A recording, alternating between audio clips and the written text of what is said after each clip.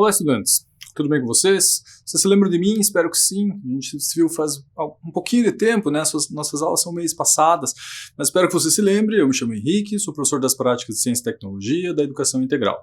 Trabalho junto com a professora Kelly. Você ainda não teve a oportunidade de conhecê-la, mas qualquer hora ela vem te dar um oi. A gente está evitando de ficar nós dois juntos no estúdio. Eu estou sem máscara aqui, fica duas pessoas sem máscara. Como você bem sabe, não é a melhor ideia no momento que nós estamos vivendo.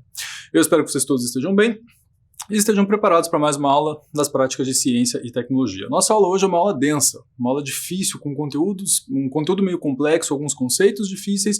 Então, para o que você está fazendo, presta atenção aqui, que eu tenho umas coisas bem legais para te mostrar. Qual é o tema da nossa aula de hoje? O tema da nossa aula de hoje é astronomia. Mas de novo astronomia, a gente fez astronomia tantas vezes e eu vou justificar para você por que a gente vai ter aula de astronomia. A gente vai ter aula de astronomia por dois motivos principais. Primeiro motivo, porque nós tivemos um número muito grande de participação pelo e-mail que a gente mostrou na aula passada, lembra? Foi a última coisa que eu te mostrei. Falei, você tem alguma dúvida? Manda um e-mail pra gente, uma dúvida que você queira saber, que você sempre quis saber e nunca perguntou para ninguém. E a gente recebeu dúvidas muito curiosas, e grande parte delas sobre astronomia. A gente ainda não conseguiu responder todas, porque como eu falei, a gente recebeu mais do que a gente imaginava. O pessoal participou bastante assim, e eu agradeço muito por isso, continue participando. E não precisa ser dúvida de astronomia, né? A gente recebeu dúvidas sobre coronavírus, dúvidas sobre higiene, dúvidas sobre um monte de coisa. E a gente pegou aquelas que estavam em maior quantidade, que nos chamaram mais atenção nesse momento. Esse é o motivo número 1. O motivo número 2 é que eu não sei se você está participando ou se a sua escola está participando, porque nós estamos vivendo um momento meio estranho, né? Como você bem sabe, 2020 e 2021 foram anos complicados. Mas mais ou menos no momento que você está assistindo essa aula, deve ter acontecido ontem ou anteontem, talvez amanhã, talvez daqui uns 2 dias, a Olimpíada Brasileira de Astronomia que está aparecendo atrás de mim. Você já participou da Olimpíada? Eu já participei. Meus alunos já participaram e ela é sempre muito legal.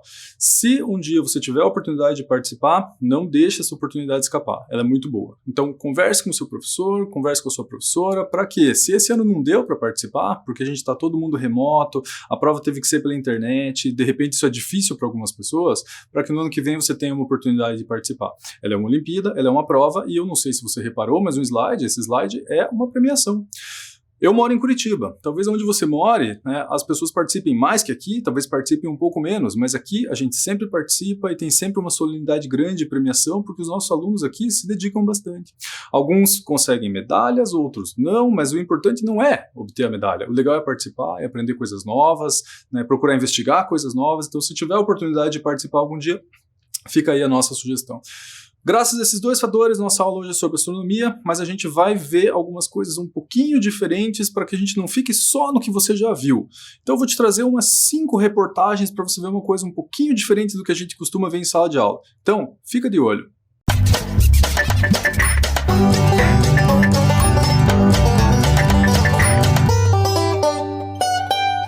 Essa reportagem aqui, veja o título, diz Fungos em Marte, fotos da NASA confundem pesquisadores. Para começo de conversa, você lembra o que é um fungo?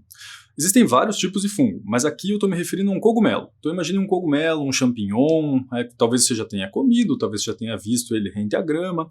Imagine que você está pegando esse cogumelo como se fosse aqui o meu passador, né? Teria a parte de cima e você está olhando ele de cima. Se você olhar ele de cima, será que você veria alguma coisa mais ou menos como aquilo que está no slide? Aquilo ali foi achado em Marte. Será que são cogumelos em Marte? Aí você pode estar pensando, mas não parecem cogumelos, professor. Tá forçado, né? Não parece cogumelo. Cogumelo é diferente. Será? Olhe bem para isso aqui, ó. Sabe o que é isso aqui? Cogumelo. Sabe onde? Na Terra. Mas olha bem, vou voltar para você ver. Guarda essa imagem na sua cabeça. Agora olha para essa aqui, ó. Parecido, não é? Esses cogumelos terrestres aqui, ó, eles chamam puffballs. É um cogumelo com como se fossem uns espinhozinhos por cima, e aí quando você olha, fica com esse formato, né? Claro que aqui dá pra ver que é a Terra, tá colorido, tem uma folha por trás, coisa que até então a gente nunca achou em Marte. Mas quando os cientistas analisaram isso pela primeira vez, parecia cogumelo. E a pergunta é, existe vida em Marte? Tem fungo em Marte? Essa foto está correta? Não sei se você reparou, mas tem um ponto de interrogação. A pergunta, fungos em Marte? Não é uma afirmação. Foto confunde. Alguns acharam que sim, outros talvez que não, e aí foi desmentido depois de um tempo, né? Vida em Marte é fake news, não há confirmação que há fungos no planeta. Eu não gosto muito dessa palavra, dessa expressão fake news para agora, né? Normalmente a gente usa fake news quando alguma coisa foi feita de má fé, quando alguém inventou uma notícia mentirosa de propósito. Não foi o caso aqui, ou pelo menos eu acho que não. Me parece mais um erro de interpretação, né? Parecia cogumelo, daí investigaram um pouco melhor e perceberam que não, que era uma rocha. E aí você deve estar pensando, mas não tinha como ser cogumelo em Marte, né? Porque Marte não tem vida, nunca se achou vida lá, então não teria por que ter cogumelo em Marte. Mas aí eu devolvo essa pergunta para você, será que não teria mesmo? Porque realmente nunca se achou vida lá, mas a NASA já mandou várias sondas, vários rovers, né, que são aqueles carros que passeiam por Marte. Será que algum deles não levou um cogumelo da Terra para lá sem querer? Não sei se você já pensou nessa possibilidade. A gente já foi para a Lua, já esteve com sondas em Marte, nas luas de Marte. Não existe o risco de levar bactérias da Terra para lá? Fungos da Terra para lá? Não existe esse risco? É óbvio que existe esse risco. Então, será que esses fungos não são fungos da Terra que acabaram se desenvolvendo lá? Porque hoje a gente fala muito, né? Será que o ser humano vai colonizar Marte? Será que um dia a gente vai chegar a montar uma colônia em Marte? Se eventualmente a gente quiser fazer isso, que é o que a gente vai discutir no finalzinho da aula, esse é um cuidado que a gente tem que ter. Como que a gente não vai levar os nossos problemas, o nosso lixo, as nossas bactérias, né, tudo que tem, digamos, de prejudicial na Terra, para Marte. Então eu trouxe uma outra reportagem para tentar esclarecer um pouco isso, né? Naves espaciais podem contaminar Marte? Como evitar que isso aconteça? E pare e pense, o inverso também é válido, né? A gente nunca achou vida em Marte, mas será que não tem? Ou será que é possível que na volta de uma dessas sondas ela venha com um esporo bacteriano desconhecido para nós, que quando chega aqui na Terra faz um estrago imenso? Não sabemos. Então o que você tem que se preocupar? Descontaminação. Então se você está indo da Terra para os outros lugares, você tem que garantir que os fungos e bactérias e protozoários e vírus daqui não contaminem esse lugar. Como que fazem isso? A NASA tem algumas salas estéreis, né, em que as naves e os trajes dos astronautas passam por um processo bem pesado de desinfecção. Então sofrem um banho de radiação, um aumento de temperatura muito grande, uma limpeza com água oxigenada, com radiação ultravioleta até ficarem isentos.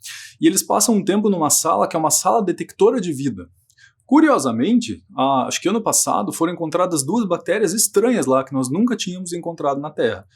Não se sabe bem ainda o que isso quer dizer, se é simplesmente uma forma que até então era desconhecida, ou se tem alguma relação com os trajes propriamente. Provavelmente não, provavelmente é simplesmente uma forma nova. Mas ela está muito esperta nisso, né? Se tem uma forma de vida até então nunca encontrada. Se for o inverso, tem uma sonda que estava em Marte e precisa voltar para a Terra, você também precisa se preocupar. O que você faz? Você pega esta sonda e você joga ela, por exemplo, tinha uma sonda chamada Juno, ela vai ser jogada na atmosfera de Júpiter, para que pegue fogo, literalmente isso, né? Ela não vai pegar fogo que está no espaço, mas para que ela queime, né? Para que ela tenha bastante atrito, deixe um rastro de luz semelhante ao de uma estrela cadente, de tal forma que esse calor excessivo mate qualquer forma de vida que esteja lá antes que ela possa voltar para a Terra. Então, poderia ser um fungo terrestre que foi lá? Até poderia, mas que fique claro que esse é um cuidado que a gente tem que ter, e que a gente tem, os astronautas têm protocolos de limpeza. Quando um astronauta volta da estação espacial, esteja ele na Lua ou em outro lugar, ele passa por uma coisa que infelizmente hoje você sabe o significado, eu não preciso te explicar. Eu adoraria te explicar e saber, entender que você não sabe o que isso significa, mas eu sei que você sabe. Ele passa por um lockdown, ele passa por uma quarentena, porque ele tem que ficar um tempo isolado para saber se ele não carregou, né, nessa viagem alguma coisa que não podia ter vindo junto. Então existe essa possibilidade, mas existe um controle muito grande para isso. Já tinha parado para pensar nisso? E se eventualmente a gente for de fato colonizar Marte ou colonizar qualquer lugar que seja, como que a gente vai sobreviver? A gente volta na ideia dos fungos, estranhamente, né? Olha que legal isso aqui. Essa reportagem, eu falei que ia trazer algumas, né? A NASA criou tijolos de fungos e bactérias para construir casas em Marte. Isso que você está vendo aí é um banquinho. Não parece um banquinho, né? Mas é um banquinho. Feito de fungos, os fungos eles formam um treliçado, assim, como se fossem meus dedos, que você está vendo ali na imagem, eu acho, junto com algumas cianobactérias. Eu não sei se você sabia, mas as cianobactérias foram alguns dos organismos que produziram esse oxigênio que eu estou respirando e que você está respirando também. Então qual é o objetivo? Construir uma casa com fungos por fora e com cianobactérias pro lado de dentro. De tal forma que elas vão produzir oxigênio para quem mora dentro dessa casa, eu no caso, e os fungos externos vão me proteger. Talvez por terem junto uma camada de, originalmente a NASA pensou, gelo, mas depois tiveram uma ideia mais interessante ainda. Olha esta outra reportagem, que legal. Eu não sei se você já ouviu falar em Chernobyl, imagino que já, mas aconteceu um acidente nuclear bastante pesado, né, que matou muitos organismos, não só seres humanos, e causou impactos muito grandes em muitos organismos também. Alguns fungos sobreviveram a essa radiação. No espaço tem muita radiação, especialmente nos planetas que não tem muita atmosfera ou tem uma atmosfera mais fina. Os fungos que sobreviveram em Chernobyl sobrevivem à radiação. Se sobrevivem à radiação, será que não daria para fazer um tijolo com estes fungos, que sobreviveriam ao excesso de radiação em outro planeta? E aí esses tijolos poderiam montar a estrutura dessa estação espacial que o ser humano iria colonizar? Não sei. Talvez, mas é uma bela perspectiva, convenhamos, né? Eu não sei se a gente precisa colonizar Marte, essa discussão é válida. Tipo, será que o ser humano deve? Ele estragou tanto assim a Terra que ele vai precisar buscar abrigo em outro planeta? Não seria melhor tentar corrigir o que tem de errado na Terra? Mas é claro que não é só isso, né? As expedições espaciais buscam várias coisas, inclusive outras formas de vida, como foi encontrado em Vênus, quer dizer, não é que foi encontrada vida em Vênus. Não sei se você está esperto nisso, mas se não está, talvez valha a pena estar. Ano passado, em Vênus, foi encontrada uma substância chamada fosfina. A fosfina na Terra é quase que exclusivamente produzida por bactérias. Se ela foi encontrada em Vênus, é sinal que existem ou existiram bactérias em Vênus. Essa fosfina pode ser formada de outra forma? Pode, mas as condições de Vênus não permitem isso. Isso nos leva a duas conclusões. Uma, ou sim tem vida em Vênus, e vou te contar, Vênus é mais perto que Marte. Por que o ser humano está tentando ir para Marte e não ir para Vênus? Porque Vênus não parecia ter nenhuma possibilidade de ter vida. É muito quente, é o planeta mais quente do sistema solar, espero que você lembre disso. Mas aparentemente tem alguma forma de vida lá. Ou as regras que a gente conhece aqui na Terra não valem em outros lugares do sistema solar. Pode ser que isso seja uma realidade. Pode ser que aqui a gente conheça um tipo de reação química que em outros lugares a gente não conheça. E aí a gente começa a se perguntar, por que tem vida na Terra? Por que não tem vida, aparentemente, em Mercúrio, nem em Vênus, nem em Marte, nem em Júpiter, nem em Saturno, nem em Urano? Então por que a Terra conseguiu ter vida? Essa é a nossa pergunta. Para responder essa pergunta, acho que vale a pena a gente dar uma relembrada, né, em como é que o universo surgiu. Como que o universo surgiu? A nossa bola da vez, a nossa principal teoria é o Big Bang. Não sei se você lembra dela, mas ela é uma teoria que diz que aconteceu uma grande expansão. Evite o termo explosão. É uma expansão. Toda a matéria estava concentrada num ponto e depois de um determinado momento, né, ela se expandiu, fez este movimento aqui e criou tudo que a gente conhece hoje. Essa ideia é uma teoria ou é uma hipótese? Que é a pergunta que eu coloquei. Existe evidência do Big Bang ou é simplesmente um pensamento? Eu imagino que seja verdadeiro ou não? Existe alguma teoria que suporte isso? Que diga, eu acho que o Big Bang é verdadeiro porque dá para saber isso aqui, ó. Existe, é uma teoria. Não sei se você compreende bem essa diferença, mas se você tem uma ideia sobre alguma coisa, você não tem uma teoria, você tem uma hipótese. As pessoas usam isso muito errado, por favor, não seja uma dessas pessoas. Por exemplo, por que essa luneta é preta? Você poderia dizer assim, ó, não sei, mas as pessoas normalmente dizem, não sei, mas eu tenho uma teoria. Eu acho que é preta para que entre menos luz. Não é uma teoria isso, é uma hipótese. Fala, não sei, mas eu tenho uma hipótese, uma ideia a respeito. Eu não fiz nenhum teste, eu não sei se ela é preta por coincidência, por exemplo. Agora, quando a ciência usa o termo teoria, ela está falando de uma coisa que ela sabe muito bem do que ela está dizendo. Teoria é uma coisa muito bem suportada, tem muitas evidências. Então o Big Bang tem evidências de que ele existiu, de que ele ocorreu? Sim. Algumas. Eu vou te falar de uma só. Isso que está na tela parece um telescópio, não parece? Mas ele não é exatamente um telescópio. Ele é um telescópio que detecta algumas faixas de ondas, né, de alguns determinados tipos de luz. Pensa assim, ó, você já percebeu que se tem uma ambulância vindo para sua casa, passando perto da sua casa, uma ambulância, bombeiro, polícia ou coisa parecida, não é difícil pelo som perceber se ela está vindo ou se ela está indo embora? Que o som é diferente quando ela está vindo na tua direção ou quando ela está indo embora? Ou se o exemplo não ficou bom, um carro de Fórmula 1. O carro de Fórmula 1 começa com um som agudo e quando ele passa ele faz um som grave. Ou uma motocicleta que ande muito rápido, faz a mesma coisa. Para o pessoal que é um pouquinho mais velho, talvez já conheça o nome desse efeito. Esse efeito chama efeito Doppler. Né? Mas é disso que eu estou falando, né? Você saber se uma coisa está se afastando de você ou está se aproximando. Com as galáxias, com os corpos celestes que emitem luz, é possível apontar esse instrumento aqui para eles, chama espectrofotômetro, e descobrir se eles estão se aproximando de nós ou se afastando de nós. Então não sei se você já tinha parado para pensar como que a NASA, ou quem quer que seja, quando vê um corpo celeste, pensa se ele está vindo em direção à Terra ou se ele está indo embora. Um dos jeitos é analisar a luz que ele emite. Se ele emitir determinado tipo de luz, é sinal que ele está vindo mais perto. Se ele emitir determinado tipo de luz, é sinal que ele está indo mais para longe. E uma dúvida que nós sempre tivemos é, o universo é estático ou o universo está se expandindo? E a conclusão que chegaram usando esse tipo de instrumento com as galáxias mais longínquas é que ele está se expandindo. Agora pare e pense. Eu vou simular o universo com as minhas mãos. Ele está se expandindo. Agora aperte o pause e volte o vídeo. Se você apertar o pause e voltar o vídeo, você vai ver minhas mãos fazerem assim, ó. Ou seja, se hoje as galáxias estão se afastando, não faz sentido pensar que um dia elas estiveram todas mais perto, e mais perto, e mais perto, e mais perto até chegar num ponto único? É isso que diz a teoria do Big Bang. Ela faz sentido? Na minha cabeça faz. Espero que na sua também. Ela explica tudo bem certinho? Não. tudo bem certinho? Não, nós não sabemos quem colocou essa matéria lá, não sabemos o que existia antes nem existia o tempo, né? O tempo começa a existir no Big Bang. Mas é uma boa explicação e mostra que esta formação fez com que algumas estrelas se formassem e alguns planetas se formassem ao redor dessas estrelas. E a Terra, por sorte nossa, acabou numa zona bem habitável, relativamente perto do Sol, não muito perto para ser muito quente, não muito longe para ficar muito fria, que é a pergunta que a gente está tentando responder agora, né? Por que a Terra consegue ter vida e os outros planetas talvez não? Então, depois do Big Bang, tudo se formou, a Terra acabou numa posição privilegiada. E a pergunta é, como a Terra consegue ter vida? Para me ajudar a explicar isso e lembrar algumas propriedades que existem no nosso planeta, assista esse vídeo junto comigo que eu acho que ele vai ajudar. Me acompanhe.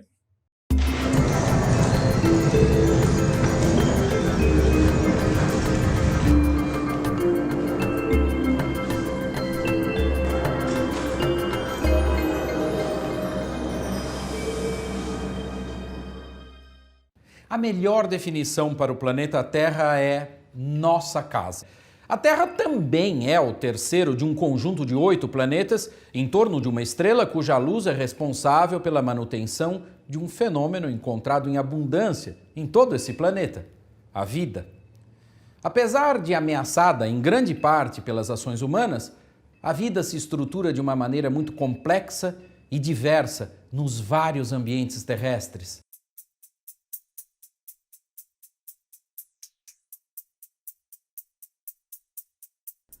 Entre os planetas rochosos do Sistema Solar, a Terra é o de maior diâmetro, com aproximadamente 12.700 quilômetros.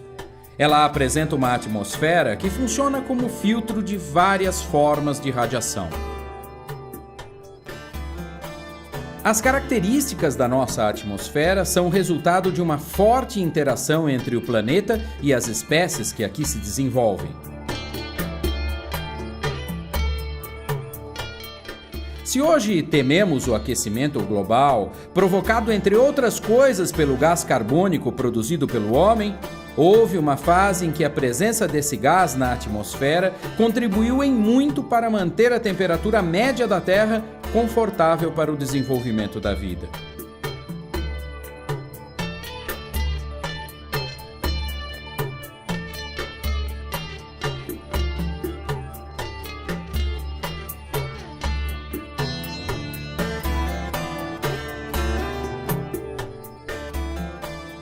A superfície mudou ao longo do tempo numa deriva continental que deu ao planeta a cara que ele tem hoje.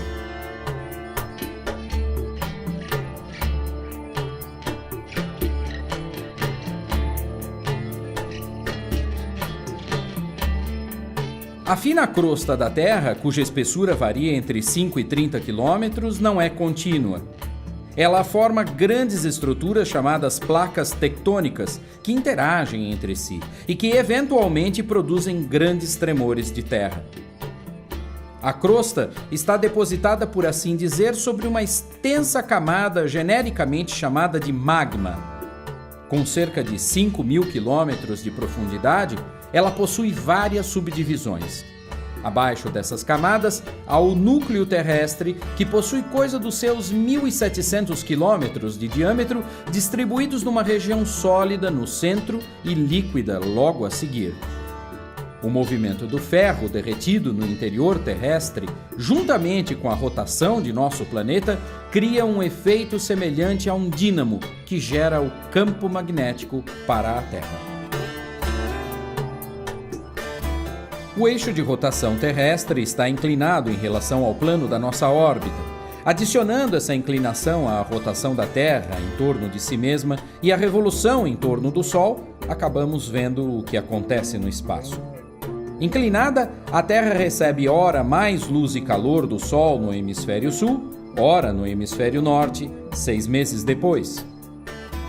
Essas linhas, que representam os pontos de maior afastamento do Sol durante o ano em relação ao Equador, são chamadas de trópicos.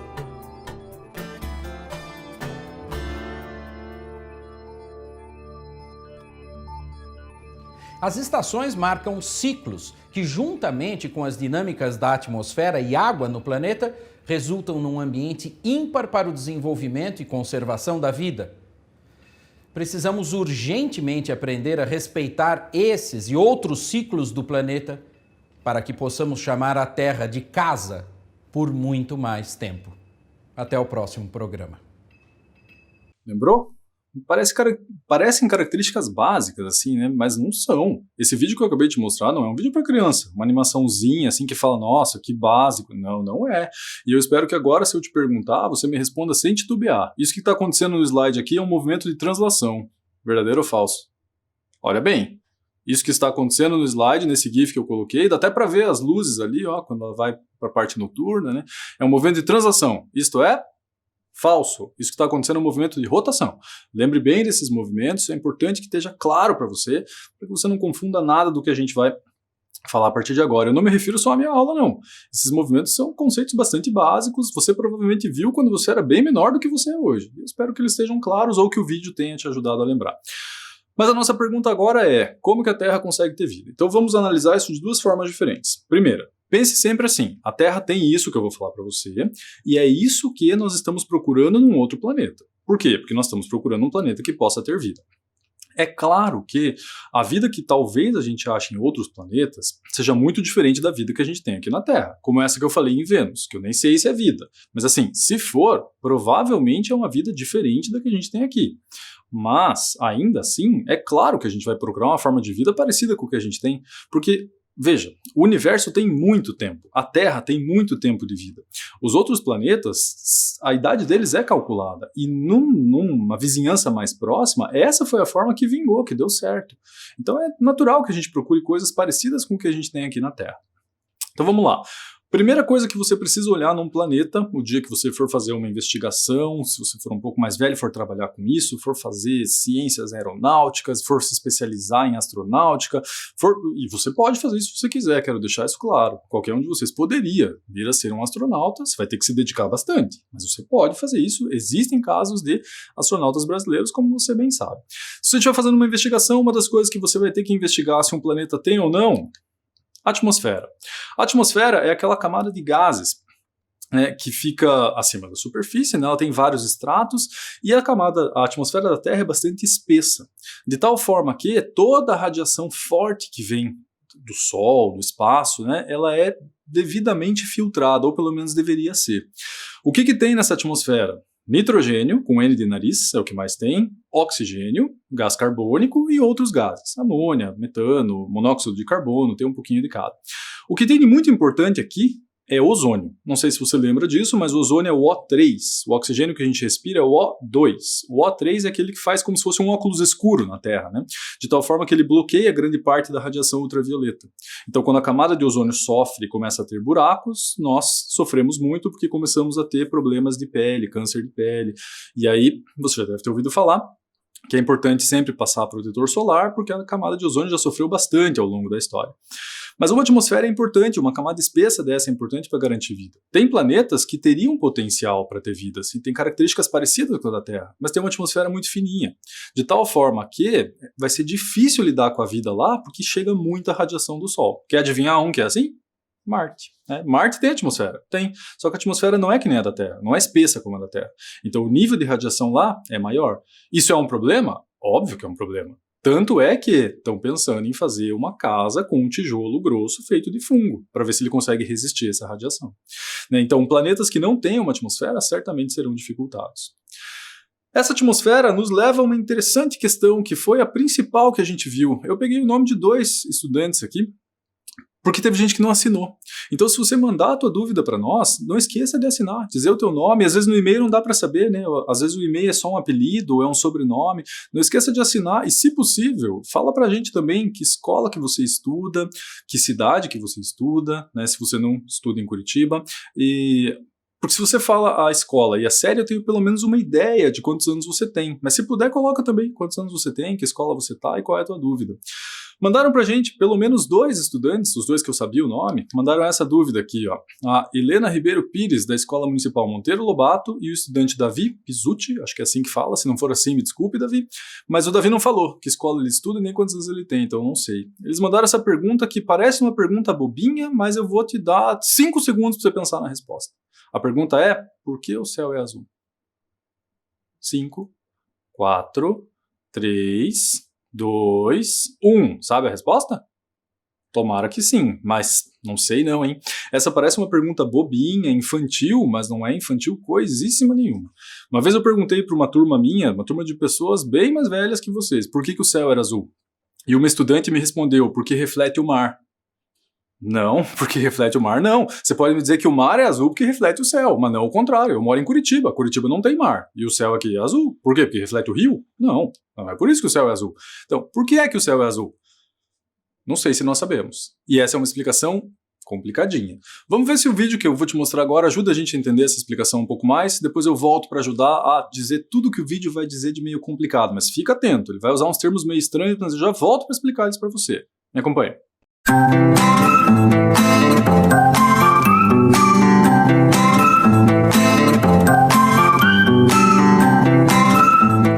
É hora da curiosidade.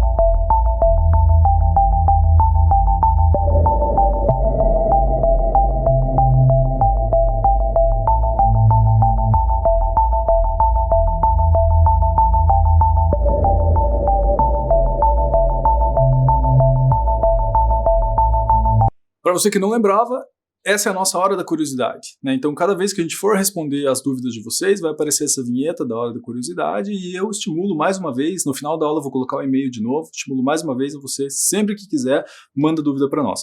A gente nem sempre consegue responder de imediato, mas a gente vai tentar responder todas as possíveis porque estão vindo dúvidas muito boas. Então a pergunta era por que o céu é azul e esse vídeo mostrou algumas coisas que eu gostaria de explicar um pouquinho melhor, porque como eu falei, a explicação é meio complicada. Primeira coisa que a gente tem que entender é qual é a natureza da luz. A luz branca que chega do sol, chega dessa lâmpada que está me iluminando, a luz branca, ela na verdade não é branca. Ela não é exatamente branca, ela é uma junção de várias outras luzes que se você fizer elas passarem por um objeto, que aqui chama prisma, né? Mas não precisa ser um prisma, você já deve ter reparado que isso acontece numa gota d'água, numa bolha de sabão, num CD, tem alguns brincos que tem uns cristalzinhos, assim, isso acontece também.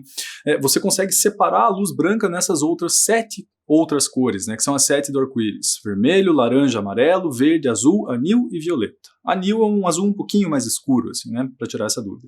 Então lembre que a luz que chega do sol é branca, oficialmente é uma luz branca. Mas se ela passar por algum tipo de obstáculo, ela pode se separar em outras cores diferentes. Quem explicou isso foi um senhor que o pessoal do 8º e do 9º ano já estudou muito bem. Eu nem pus o nome dele aqui, ele é bastante famoso, acho que você já conhece. Quem demonstrou isso no prisma foi um senhor chamado Isaac Newton, que fez as leis de Newton, as leis dos movimentos. Mas quem explicou isso na atmosfera foi esse senhor que você está vendo, cujo nome não está ali, né? Ele chama James Strutt, mas ele foi conhecido pelo título dele. Ele é Lord Rayleigh. O vídeo citou isso, não sei se você percebeu, ele falou espalhamento de Rayleigh. Então o que acontece no céu é uma coisa chamada espalhamento de Rayleigh ou dispersão de Rayleigh. Como assim? Ficou complicado. Então vamos lá. A luz do Sol chega para nós e ela é branca. Quando ela bate na atmosfera, ela encontra aqueles aqueles elementos que eu falei que estavam na atmosfera agora há pouco, lembra? Nitrogênio, oxigênio. E aí quando ela bate, o nitrogênio e o oxigênio funcionam como prismas. De tal forma que eles separam as luzes nos comprimentos diferentes, nas luzes diferentes, né? Então separam nessas 7 que eu falei. Só que algumas são mais dispersas do que as outras. Tem um comprimento de onda, a gente chama o tamanho da onda de comprimento, diferente. A que é mais espalhada pelos gases da atmosfera é o azul. De tal forma que, quando eu olho para o céu, eu enxergo ele predominantemente azul. Mas saiba que outras cores estão lá também. Só que estão em tão pouca quantidade que eu não enxergo elas com tanta frequência. Então eu não vejo o céu com várias tonalidades. Eu vejo ele predominantemente azul. Graças a esse espalhamento que aconteceu quando a luz do Sol bateu nessas moléculas que fazem parte da nossa atmosfera. As que chegam um pouco mais retas, como estão mostradas na figura, chegam mais retas na gente, não sofrem esse mesmo espalhamento. Tanto é que elas deixam o Sol amarelo, laranja. Quando você olha para o Sol, ele não é azul. Por quê? Porque incide um raio um pouco mais paralelo, assim, um pouco mais reto, que não sofre esse mesmo espalhamento. E aí você, de novo, que está pensando e prestando atenção, poderia me perguntar, e por que de vez em quando o céu fica vermelho, alaranjado, meio roxo, né, dependendo da hora do dia? Porque no pôr do sol, não é bem esse ângulo que o sol está. Aqui eu estou supondo que eu estou aqui na Terra e o Sol estaria em cima de mim. Então ele tem essa quantidade de atmosfera para vencer. Os que entram mais retos, eles não se dispersam tantos, e eu vejo o Sol meio amarelo, meio laranja. Os demais se dispersam pela atmosfera e eu vejo o céu azul. Mas que fique claro, o céu não é azul. Ele parece azul. O céu é transparente. Se o céu fosse azul, eu não enxergaria as estrelas de noite. Concorda? Seria como se tivesse um teto na Terra azul. Eu não enxergaria nada que está do lado de lá. Não enxergaria Vênus, não enxergaria Saturno, que às vezes dá para enxergar. Mas o céu não é, ele é transparente, ele só parece azul graças a esse efeito. Quando o sol vai se pôr, ou quando ele vai nascer, ele faz esse caminho aqui, ó, e ele fica bem mais longe de mim. Tem mais atmosfera para atravessar. Quando tem mais atmosfera para atravessar, esse espalhamento, essa dispersão de Rayleigh não acontece tanto com o azul. Ele acontece mais com o vermelho e com o laranja. Porque o vermelho e o laranja, o vermelho em especial, é uma onda mais longa, mais comprida. Então ela consegue viajar mais longe. Eu não sei se você já parou para pensar, mas sinais realmente muito importantes que eu preciso que uma pessoa veja de longe, de que cor a gente faz? Vermelho. O sinaleiro, o semáforo, né? A cor mais importante que tem lá é o vermelho. Não sei se você já tinha parado para pensar. Por que para parar é o sinal vermelho, não é o sinal azul, não é o sinal roxo? Por quê? Porque o vermelho é visível de muito longe. Então pense, quando você tem uma placa de perigo, uma placa de inflamável, uma placa de proibido nadar, uma placa de pare, que cor que elas são? Vermelhas. Por quê? Porque eu quero que isso viaje longe e uma pessoa de longe enxergue o que está acontecendo, já que isso é uma situação perigosa. Então, o vermelho viaja muito mais longe do que os outros. Então, quando o sol está mais longe, né, está começando a nascer ou está começando a se pôr, o céu em volta ali dessa região tende a ficar mais avermelhado e mais alaranjado. Mas na nossa atmosfera. Repare a diferença disso aqui, ó. Você arrisca o que é isso? Se você tivesse como me responder agora, provavelmente alguns diriam, deve ser a Lua nascendo, deve ser o Sol com algum tipo de proteção, né? A gente olhando a câmera com algum filtro, mas não, isso é um pôr do Sol. Só não é na Terra. Esse é o pôr do Sol em Marte. A atmosfera de Marte não é como a da Terra, não tem os mesmos elementos. Então o pôr do Sol lá não fica vermelho, o pôr do Sol de lá fica azul. E fazem até uma brincadeira, né? Que a Terra é o planeta azul que tem o pôr do sol vermelho. O Marte é o planeta vermelho que tem o pôr do sol azul. Então esse espalhamento que acontece depende desses fatores, né? Do tipo de gás que tem na atmosfera e do ângulo de incidência de sol. Quando ele está num ângulo um pouco mais alto, acontece esse espalhamento que chama espalhamento de Rayleigh, assim que se fala, tá? Escreve Rayleigh com GH no final, espalhamento de Rayleigh, e ele deixa o céu com uma tonalidade que parece azul aos nossos olhos, né? Mas lembre bem, o céu é transparente, o céu não é azul coisa nenhuma. O que é mais importante para a vida na Terra? Uma temperatura mais ou menos constante. Fica claro nessa figura que a temperatura na Terra não é constante. Não é, né? Se você mora no sul do Brasil, você vai encarar uma temperatura. Se você mora no norte do Brasil, você vai encarar outra. Né? Se você mora ali na região equatorial da Terra, você vai encarar, no Saara ali, por exemplo, você vai encarar uma certa faixa de temperatura. Se você mora na Groenlândia, na Rússia, no Canadá, você vai enfrentar outra. Mas ainda assim, a amplitude, a variação não é tão grande quanto é em Marte, por exemplo. Em Marte você vai de 18 graus, que é o mais quente, a menos 140. Ou seja, é uma variação de temperatura muito grande. Qual é o lugar mais frio da Terra? Bom, não sei, volta e meia esses recordes mudam, né? Mas talvez a Sibéria, talvez o Alasca, talvez a Antártica, mas que chegue ali a menos 50 graus, ou num extremo menos 70, que é próximo do recorde. E o mais quente? O mais quente seria por aí também, né? Algum deserto que chegue a 50, 55, 60, talvez. Uma variação um pouco mais estreita, né? E ainda assim em lugares extremos da Terra. No geral, a Terra como um todo tem uma temperatura que te permite viver lá. Se você gosta de calor e vive num lugar quente, sorte tua. Se você gosta de calor e vive num lugar frio, você provavelmente vai sofrer um pouquinho, mas vai sobreviver. Não vai ser um grande problema para você. E o vice-versa também é válido, né? Se você gosta de frio e vai morar num lugar quente, você vai sofrer, mas não vai te matar por causa disso. Diferente de outros planetas. Então, uma temperatura relativamente constante, que não varie muito, é um fator predominante para você tentar achar vida, né? Tentar garantir que tem alguma forma de vida no planeta. O que nos leva a uma outra questão importante que também muita gente confunde. O que faz com que a temperatura na Terra fique constante é um efeito chamado efeito estufa, que você já ouviu falar muito provavelmente e já ouviu falar muito mal. O efeito estufa não é uma coisa ruim. O efeito estufa é o gás carbônico que fica presente na atmosfera da Terra, que não deixa com que o calor que chega do Sol vá todo embora. Ele fica retido na Terra. Só que isso não pode acontecer demais. Se acontece demais, se a gente aumenta muito essa camada de efeito estufa, de gás carbônico, aí não é mais efeito estufa, passa a ser um outro fenômeno, um agravamento que nós chamamos de aquecimento global. Esse é perigoso. Mas o efeito estufa existe há muito tempo e ele é fundamental para que a vida na Terra aconteça. Ele não é uma coisa ruim. Se ele se agravar, aí passa a ser uma coisa ruim.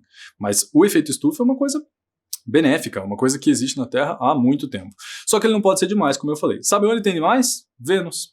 Vênus tem um excesso de gás carbônico, portanto, a temperatura é muito quente. Então é o planeta mais quente do sistema solar. O planeta mais quente não é Mercúrio. Muita gente pensa, Mercúrio é o mais perto do Sol, então é o mais quente do sistema solar. Negativo. Vênus é o mais quente do sistema solar, em virtude de um efeito estufa exagerado. E é por isso que a gente achava que não tinha vida lá, né? Outra coisa importante para você olhar, água. Um planeta para ter vida, muito provavelmente tem que ter água, mas não basta ser água, tem que ser água no estado líquido. Se a água não estiver no estado líquido, vai ser difícil de você gerar alguma forma de vida lá. Marte, por exemplo, tem água, só não está no estado líquido, está no estado sólido. Se você olhar fotos do terreno de Marte, teve água líquida, muito provavelmente, porque ele mostra, não sei se você já viu uma foto dessa, mas imagine um rio. Esse rio secou. Sabe como fica? Fica aquela vala assim que você vê por onde a água passava. Marte tem uns lugares assim, umas ravinas desse jeito. Então provavelmente teve água em algum momento, mas atualmente tem água sólida. É muito difícil pegar água sólida e fazer derreter para virar água líquida e para quem vai morar lá eventualmente tomar. Não é difícil. Mas assim, se você está procurando vida, condições para ter água líquida são bem importantes de serem vistas. E repare como está tudo entrelaçado. O que eu preciso para ter água líquida? Uma temperatura amena, né? Se o planeta for muito quente, a água evapora. Se o planeta for muito frio, a água congela. Então, uma temperatura mais ou menos constante faz com que possa existir vida num lugar que tenha água líquida. Repare, nenhuma dessas condições deve ser analisada isolada. Nenhuma delas você vai dizer assim, olhei um planeta tal e ele tem uma temperatura constante. Com certeza tem vida lá. Não, só a temperatura não basta. Você tem que analisar todos esses juntos. E existem outros ainda que não cabem aqui na nossa aula, né? Mas uma energia nuclear, do que a crosta é composta, tudo isso influencia, né? Aqui na Terra tem muito carbono, por exemplo. Então a vida foi possibilitada. Num outro planeta que não tenha tanto carbono, que tenha muito ferro, vai ficar difícil, por exemplo. Agora, se já tiver outros elementos, de repente é possível que existam outras formas de vida que a gente simplesmente desconhece. Mas é isso que você vai procurar quando você sai da Terra procurando vida fora dela. Mas a pergunta então é, e já acharam vida fora da Terra? Nós saímos para procurar, mas já achamos vida fora da Terra? E a resposta é não. Vida fora da Terra, não. Mas nós já achamos alguns planetas ou exoplanetas, lembra o que é exo? Exo significa fora, né? Como em exoesqueleto. Já achamos alguns planetas habitáveis. O que é um planeta habitável? Um planeta habitável é aquele que tem características parecidas com a Terra. Então é isso que a gente estava falando agora. O fato dele ter talvez água líquida, talvez ter uma temperatura constante, talvez estar perto de uma estrela, não muito perto e não muito longe. Quando eu falo uma estrela, pensa no Sol, hein? O Sol é uma estrela. Não estou falando de uma estrela qualquer. Fala, está perto de uma estrela. Não, tem que ser uma estrela que forneça calor, que forneça luminosidade, condições que favoreçam a vida. Quando você procura esses exoplanetas, você faz um cálculo para saber o quão habitáveis eles são. Então, desculpe o slide estar em inglês, mas é difícil achar isso em português, né? Porque todas essas agências espaciais são predominantemente americanas, né? Tem algumas que eu até poderia achar, mas eu traria um slide em russo, seria pior de analisar, em chinês seria pior de analisar, acho que aqui a gente ainda consegue entender mais ou menos o que está acontecendo. Então, repare que a pontuação da Terra é 1. A pontuação dos outros planetas ali, 0 ponto alguma coisa, né? 0,77, 0,81. Quanto mais perto de 1, mais perto da Terra é, mais parecido com a Terra é. Então tem vários planetas aqui, que têm uma condição interessante, que são relativamente parecidos com a Terra. Relativamente parecidos. Isso é sinal que tem vida lá, que vai ter vida lá, que nós vamos colonizar? Não necessariamente, né? Como que eles fazem para fazer esse cálculo? Eles medem isso que a gente viu agora. Então medem a distância que ele está da estrela do sistema dele, se está muito longe, muito perto, se ele é parecido com a Terra para fins de atmosfera, se ele é parecido para fins de composição. E esse cálculo é usado naquela desinfecção que eu falei lá no início da aula, lembra? Se você manda uma sonda para uma Lua que tem características parecidas com a Terra, você tem que fazer uma desinfecção muito pior, muito mais rigorosa do que uma que você poderia fazer para um planeta que não tem nada a ver com a Terra e a probabilidade de vida é muito pequena. Por quê? Porque se você manda uma sonda para um lugar que é parecido com a Terra, a chance de voltar com uma bactéria, com um esporo que venha a se desenvolver aqui na Terra é maior. Então a bola da vez seriam esses planetas, né? Gliese, Kepler, só que eles estão muito, muito, muito longe. Muito longe. A luz anda 300 mil quilômetros por segundo. Vou repetir, 300 mil quilômetros por segundo. Esses planetas aqui, ó, eles estão a 20 anos-luz, um deles pelo menos, né? Gliese está a 20 anos-luz. O que é ano-luz? É a distância que a luz anda em um ano. Então, se você quiser calcular, pense aí, quantos segundos tem um ano? Essa conta já não é fácil. Agora pense que a luz anda 300 mil quilômetros por segundo, e veja quanto tempo ela anda em um ano. E agora multiplique isso por 20. Você vai ter uma ideia de que distância estão esses planetas. Eles estão muito longe. Marte está consideravelmente mais perto e não está nada perto. Está a 20 milhões de quilômetros daqui. Então, por isso que é mais, digamos assim, fácil ir para Marte. Não é nada fácil ir para Marte, mas é um pouco mais fácil. E aí a segunda grande pergunta, né? Esse é o nosso futuro? É isso que nos aguarda? Né? Uma colonização, um plantio em Marte, uma colônia e pessoas vivendo lá com essa roupa? Não sei. Não sei se é. Acho que não. Acho que uma colonização não, mas que o ser humano vai pousar em Marte, não vai demorar muito, isso eu tenho certeza absoluta. Que você certamente vai estar vivo para ver o ser humano pousando em Marte, e aí estudando, pesquisando e de repente fazendo algum tipo de plantio ou coisa parecida. Por quê? Porque Marte tem características parecidas com a Terra, né? O dia em Marte é parecido, o dia em Marte tem 24 horas e meia hora, mais ou menos, 24 horas e meia, assim, né? As estações do ano são parecidas, então o eixo de inclinação de Marte, né, para fazer as estações do ano parecido com a Terra também, só dura mais, né? Como Marte está mais longe, lembra? É o Sol, Mercúrio, Vênus, Terra, Marte. Como ele está mais longe, ele gira demorando mais. Então as estações em Marte são parecidas, inverno, verão, primavera, outono, só que elas duram o dobro. Porque a translação dura o dobro. Então, para você fazer aniversário em Marte, você levaria 2 anos. Mais ou menos, né? Cada 2 anos você faria aniversário. Mas ele tem diferenças. A pressão atmosférica lá é muito ruim, é muito baixa, a gravidade é mais baixa. Então, para que haja vida, para que haja algum tipo de colonização, algumas coisas vão ter que mudar. E a gente vai ter que reestruturar muita coisa, e eu nem sei se precisa, nem sei se é interessante ter essa colonização em Marte, né? Acho que tem alguns princípios éticos envolvidos aí que a gente sempre tem que ter em mente. Tá certo? Então vamos relembrar o que nós aprendemos hoje? O que nós aprendemos hoje, então? Nós vimos as características dos planetas que têm alguma forma de vida, por enquanto é só a Terra, mas as características estão lá, de repente a gente só não achou a vida ainda. Então a atmosfera, o fato de ter uma temperatura constante, a atmosfera mais espessa, a água líquida, né, tudo isso e as características, né, são as características que favorecem a vida. Nós lembramos um pouquinho a teoria do Big Bang, que é uma teoria, não é uma hipótese. Vimos por que a vida é possível aqui, porque a gente tem essas características. Vimos as razões do céu parecer azul, não ser azul, parecer azul, dispersão de Rayleigh, espalhamento, e falamos um pouquinho sobre a possibilidade de habitarmos outros planetas. Que fique claro, existem outros planetas habitáveis? Sim, existem. Mas nós vamos chegar a habitar? Vamos chegar aí, colonizar? Não sei. Se você perguntar a minha opinião pessoal, acho que não. Acho realmente que não. Mas não significa que porque eu acho não vai acontecer. É possível que crie-se uma missão espacial e tal, que realmente vai levar o ser humano a esses locais para que ele realmente habite esses lugares. Para nós terminarmos a nossa aula, gostaria de pedir mais uma vez a sua contribuição para que você participe da nossa Hora da Curiosidade. Hoje eu respondi a dúvida de 2 estudantes, né, que perguntaram por que o céu é azul. Então, se você tiver uma curiosidade, uma dúvida que você sempre quis saber, manda para nós. Se a gente não souber, a gente vai pesquisar e vai tentar responder todas, né? Então, está aparecendo o nosso e-mail aí, chama oficinasdointegral@gmail.com. Você pode mandar um vídeo, um texto, um desenho, um áudio, o que você quiser. Não é uma tarefa de casa, né? Não mande para mim assim, tá aqui a tarefa feita. Não é. Quero saber se você tem alguma dúvida que você gostaria que a gente respondesse. É esse o objetivo. Lembre de pedir autorização, pedir auxílio se você precisar desse auxílio, mas se tiver alguma dúvida, isso é legal pra gente, porque daí o tema da nossa aula pode vir da sua dúvida, né? Isso é muito mais legal do que pegar um tema que seja só uma dúvida minha ou, enfim, um tema que normalmente seja visto na escola. Então, tem uma dúvida legal, manda pra gente. Tá bom? Pessoal, continuem se cuidando, não abaixem a guarda, o vírus ainda está por aí, fiquem em casa, lavem as mãos, higienizem, tudo que vocês já sabem muito bem. Obrigado pela sua companhia, pela sua paciência, até a nossa próxima aula, um abraço para todos e até a próxima.